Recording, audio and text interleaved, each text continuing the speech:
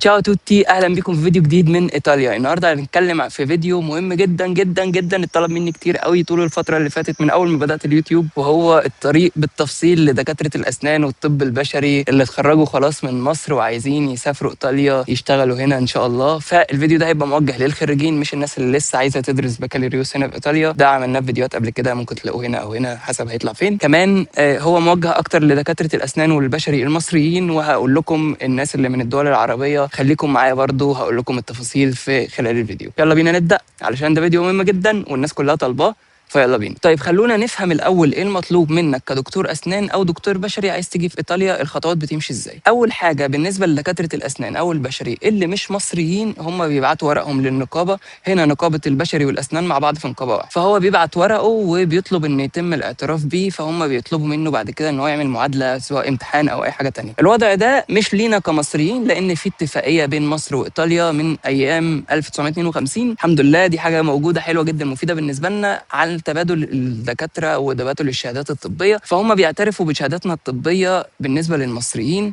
سواء بقى انت خريج اوكرانيا، روسيا، مصر، اي حاجه، انت طالما مصري ومعاك شهاده تخرجك معترفه في مصر فانت تمام وبتبدا تمشي في الاجراءات. اول حاجه كده احنا الحمد لله مش محتاجين نعمل معادله، دي حاجه حلوه جدا، بس في شويه شروط مطلوبين تانيين. تاني حاجه ايه الحاجه التانيه اللي مطلوبه؟ الحاجه التانيه اللي مطلوبه ان انت تكون بتتكلم لغه كويس، وخصوصا اللغه الطبيه، لان طبعا انت هتتعامل مع مرضى، هتتعامل مع ناس وهم هنا ما بيتكلموش انجليزي. المطلوب منك انك يكون معاك B2 على الاقل او اعلى. هل هم بيطلبوا ده كشهاده فعليه؟ في نقابات بتطلب ده ونقابات مش بتطلب. اغلب النقابات مش بتطلب، وخصوصا بالنسبه للطب البشري، لان في طلب كبير جدا على دكاتره الطب البشري، لان هم عندهم نقص كبير خصوصا من ايام الكورونا. وفي حاجه كمان حلوه قوي بالنسبه لدكاتره الطب البشري هقول لكم عليها في الفيديو تباعا. يعني دلوقتي يبقى احنا مهم ان احنا نبقى عارفين اللغه، مش لازم شهاده لغه، اوقات بتيجي هنا بتتكلم انجليزي، في خلال الفتره دي ممكن تتعلم اللغه او تتعلم اللغه في مصر وتيجي هنا على طول. طيب نيجي اصلا ازاي؟ دي بقى الفكره والفيديو اللي احنا هنبداه من هنا. تعالوا بقى نبدا مع بعض اشرح لكم التفاصيل. علشان تيجي هنا يتم الاعتراف بيك في النقابه، او اصلا يبقى مسموح لك انك تقدم ورقك في النقابه هنا علشان يبدا الاعتراف بيك وهكذا، لازم يكون معاك إقامة عمل أو إقامة دراسة. إقامة الدراسة ممكن نحولها لبحث عن عمل أو عمل بعد كده ونشتغل في التفاصيل دي وهشرح لكم التفاصيل كلها. وإقامة العمل لو حد ممكن يجيب لك عقد عمل والكلام ده. بالنسبة لعقد العمل، إن إقامة العمل بتبقى صعبة ومش سهلة قوي. في ناس عرفت إن هي تطلع من مصر بعقد عمل، بس دي حاجة كانت صعبة جدا، وبصراحة أنا ما عرفتش أمشي فيها لأن ما لقيتش فرصة، وما كانش في فرص لحد بيقدم لي يعني عقد عمل من مصر. فلو لقيت حد لازم يبقى موثوق وتتأكد وتطمن بجد ان هو موثوق، لان في نصب كتير قوي في الموضوع ده. مفيش حاجه اسمها حد هيطلعك من غير لغه، لازم يعني تبقى عقلاني شويه في اتخاذ القرار لو هتطلع بموضوع عقد العمل ده. وبصراحه انا ما عنديش خبره فيه قوي علشان انا مش هقدر اقدم لك عقد عمل. دي حاجه انت هتعتمد فيها على نفسك، وتتاكد طبعا من الشركه اللي انت هتسافر عليها او من العقد وحاجات كتير قوي. اتمنى ما حدش يضحك عليه في الموضوع ده لان في نصب كتير قوي. بالنسبه بقى للطريق الثاني وهو الدراسه، وده الطريق الاكثر امانا، وهو ده الطريق اللي انا جيت عليه وناس كتير جدا بتطلع عليه. في نظامين للدراسه، ممكن تسافر ماستر بيبقى حاجه اسمها سكند ليفل، وده بيبقى عباره عن سنه او سنتين، بيبقى زي دبلومه. هو ده ملوش منحه، بيبقى على حسابك الشخصي، مش بيكون غالي قوي، وكمان ما بيبقاش فيه حضور بشكل رئيسي. يعني ممكن اصلا تقعد في مصر وتيجي هنا على الامتحانات، ولو مطلوب منك حضور بيبقى يا دوب حاجه بسيطه، ممكن اسبوع في الشهر حاجه كده. اعتبر نفسك بتيجي تصيف هنا في ايطاليا او تتفسح في ايطاليا، مش صعب يعني. وفي ناس كتير بتاخده على اساس بعد كده ان هم ياخدوا الشهاده وبعدين يعملوا الاقامه ويمشوا في الاجراءات. ده بيبقى تكاليفه ممكن من 3000 يورو فما فوق حسب الماستر وحسب نظامه. وفي الناحيه الثانيه وهو الماستر اللي انا قدمت فيه، وده الهيلث كير مانجمنت، ده بيبقى ماستر بجد، في حضور بجد، في امتحانات بجد، وبيبقى ليه منحه، ودي حاجه كويسه، وبيبقى سنتين في الغالب مش اقل من كده. الماستر الثاني بيبقى ممكن سنه واحده لكن ده سنتين، وصدقوني مش بتفرق سنه او سنتين، المهم انت هتعمل الاختيار ازاي. اهم حاجه يكون 12 شهر، لان اقل من 12 شهر السفاره مش هترضى تديك الفيزا. فالماستر الثاني ده اللي انا قدمت فيه ممكن بقى يبقى هيلث كير مانجمنت، ممكن يبقى بابليك هيلث، ممكن يبقى فود اند هيلث، اي حاجه ليها علاقه بالصحه. وبالنسبه للطب البشري بيبقى فيه نيورو ساينس، بيبقى فيه برضه ممكن يقدموا في دول نفس الكلام، هيلث كير مانجمنت، بابليك هيلث، فود اند هيلث، اي حاجه ليها علاقه بالصحه عموما يعني. ويبقى ماستر سنتين واسمه الاوريا ماجسترالي، علشان الموضوع ده بيلخبط شويه في ايطاليا. في انواع كتير قوي من الماستر،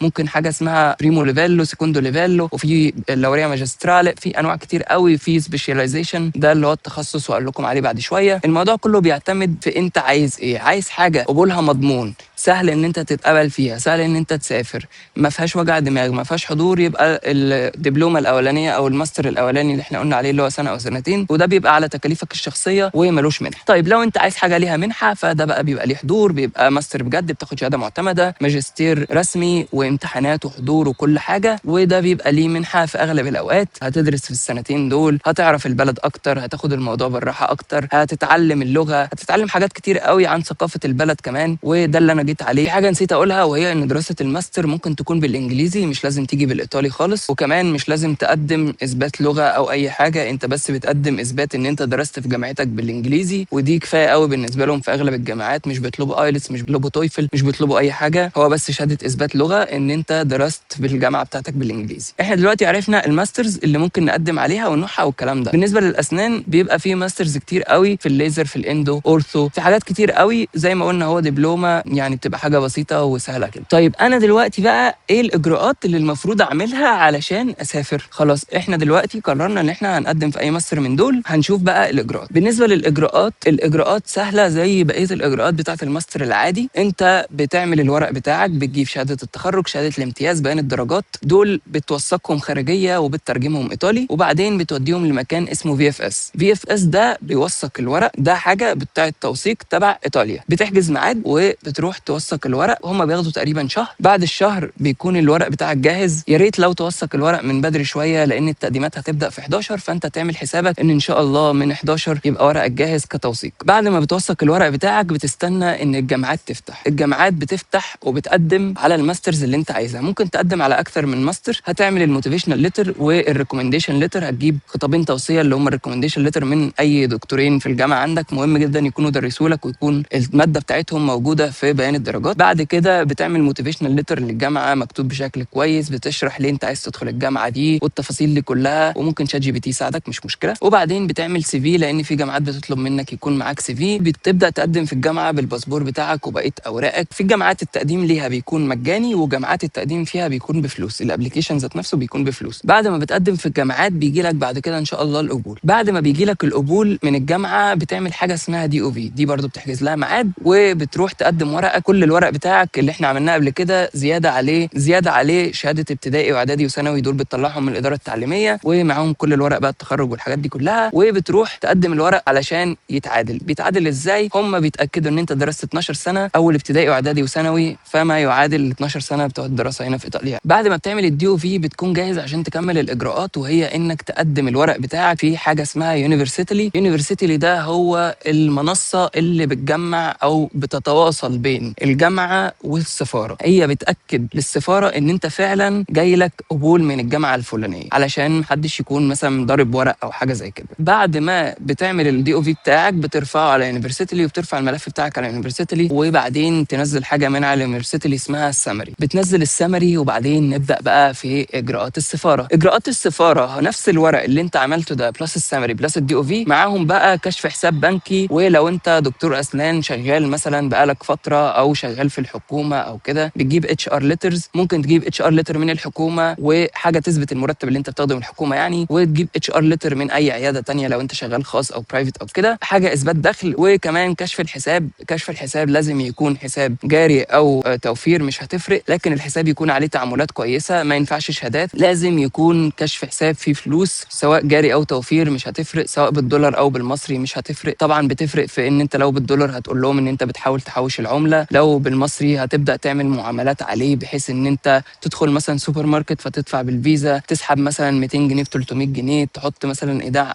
مبلغ معين، مش كل الفلوس مره واحده، وهكذا. المهم يكون عليه تعاملات كويسه تفهم السفاره ان الحساب ده شغال فعلا، وان هو حساب بتاعك انت والفلوس دي بتاعك انت تحت تصرفه. طيب الفلوس المطلوبه كام؟ للاسف مؤخرا اخر تحديث هم رفعوا الفلوس المطلوبه في الحساب من 7500 يورو ل 10200 يورو. ده لو انت هتقدم بشخصك، مش حد يكون ضامن ليك سواء الاب او الام.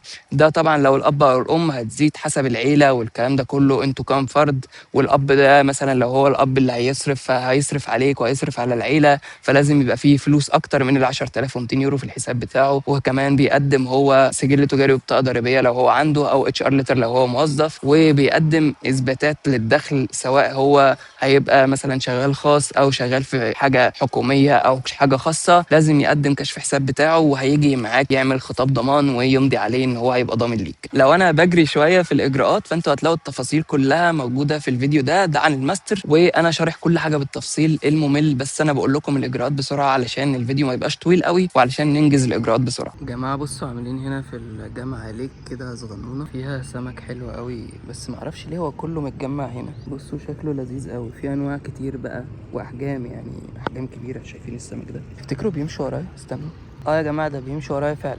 ايه الحوار ده؟ طب لو رحنا هناك، لا انا هلعب معاكم طول اليوم بقى. استنى، هيجوا؟ ده بيلفوا جايين، بيلفوا جايين فعلا. هو في ايه يا جماعه؟ انتوا بتيجوا على الصوت؟ بصوا اتجمعوا كلهم عندي فعلا. حلوه قوي اللعبه دي، هكمل اليوم انا معاهم بقى. كملوا انتوا الفيديو. طيب خلاص، خدنا الفيزا والحمد لله هنسافر ايطاليا. في دلوقتي طريقين، وبصراحه هما ثلاثه. اول طريق هو ان انت تكمل دراستك عادي، وبعد ما تخلص دراسه تعمل حاجه اسمها اقامه بحث عن عمل، وبعدين تعمل اقامه عمل لما تلاقي شغل ان شاء الله، وبعد كده تقدم في النقابه. الطريق الثاني في نقابات بتقبل ان انت تعمل التسجيل في النقابه بالبرميسو او باقامه الدراسه ذات نفسها، ودي حاجه حلوه جدا. فهو بيبقى حسب النقابه اللي انت فيها. كمان هقول لكم على موضوع النقابات ده لانه بيختلف كتير جدا. في نقابات التقديم فيها سهل، في نقابات التقديم بيبقى صعب شويه فيها، فهو على حسب النقابه يعني. ثالث طريق وهو ان انت تيجي هنا ما تدرسش وتعمل اقامه العمل على طول. لو لقيت شغل ممكن يعمل لك اقامه العمل على طول، فتحول من دراسه لعمل على طول وتوفر السنه اللي انت هتيجي تدرسها او السنتين. طيب التسجيل في النقابه ده بقى بيكون عامل ازاي؟ التسجيل في النقابه بيختلف جامد جدا في النقابات. في نقابات التقديم فيها بيبقى سهل قوي، في نقابات التقديم فيها ببقى صعب قوي، حسب اللي هيقابلك وحسب النظام بتاع النقابه والحاجات دي كلها. بالنسبه لنقابه روما، نقابه روما بيبقى التسجيل فيها عباره عن زي انترفيو، بيتكلموا معاك بالايطالي يشوفوا انت بتعرف تتكلم ولا لا، وكمان بيملوك من كتاب اسمه ايثكس، اخلاقيات بتاعه المهنه، يعني بيبقى حوالي 34 صفحه. بيملوك عشان يشوفوا انت بتعرف تكتب بالايطالي ولا لا. بيملوك صفحه تقريبا لازم تكتبها كويس، لو عندك اكتر من 4 غلطات هيرفضوا ان انت تتسجل في النقابه، فالافضل ان انت تتدرب عليه. وكمان هيتكلموا معاك، فانت طبعا لازم تكون دارس شويه، عارف الاسماء وكل المصطلحات الطبيه حسب مجالك والحاجات دي كلها. في نقابات تانية بتبقى فيها امتحان بجد وبيبقى الموضوع صعب شويه. الموضوع بيختلف ومش كل النقابات زي بعض، هو حسب النقابه، فلازم تسال عن نظام النقابه من الناس اللي قبل منك علشان تبقى عامل حساب. في حاجه حلوه قوي بقى لدكاتره الطب البشري، وهي ان انت ممكن تعمل تصريح عمل مؤقت.